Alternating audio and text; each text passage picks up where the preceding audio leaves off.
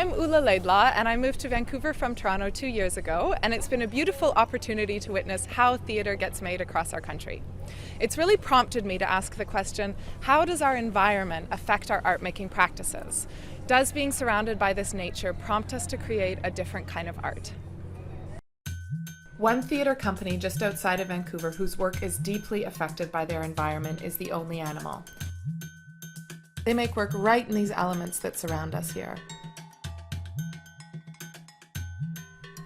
Today, I'm going to traditional seashell territory in Mount Elphinstone Provincial Park to see their newest work, Sticks and Stones. Sticks and Stones started as a whim. We had made a friend of the Adeline Collective, who are a Vancouver puppet collective. We tasked them with making puppets only with what they found in the forest and a few attachments. So there are a few little screws and things like that in them, a little bit of fishing line here and there.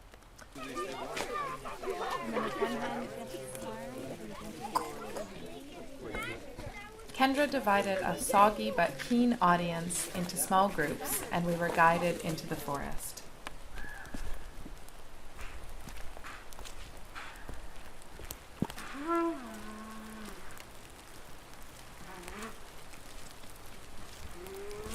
I moved to the coast about 5 years ago, after having lived in Vancouver for about 15 years. And when people ask me about making that move, I always tell them that my feeling was that my best friend was a creek, and that we just had to be together.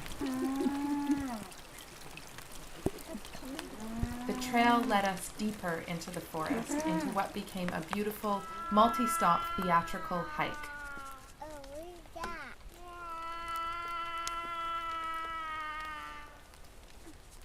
Through a series of events, we came to this idea of doing a show a month over a year to bring audiences up into the forest who might not even know that this forest exists.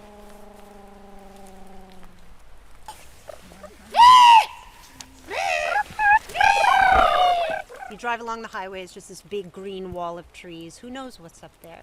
And so we wanted them to drive up, and we would tell them how to get there to these secret locations where things would happen.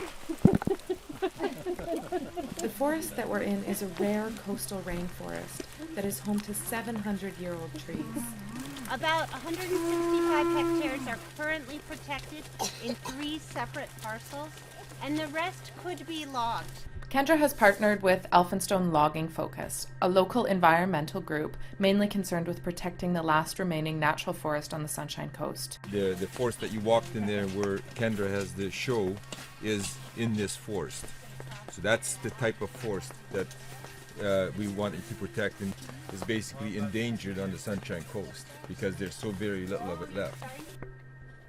A portion of the forest just up the road that is being logged is a constant incentive. What we know is that when people see our work, that they make connections with those places, and then they come back and they remember the show. Oh, remember? And right there the moss was doing this and this. And it kind of lives on as a piece in their memory. And so we thought if we could get these people connected to this forest, they would want to see it.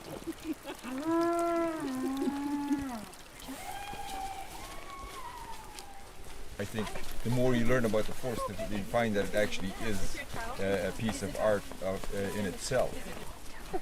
What I came to see today is that Kendra's work is not only informed by her environment, but in turn she's offering back to it. By using her practice, she's contributing to this environment. Our work is really about a deep engagement with place and that kind of syncing up of our own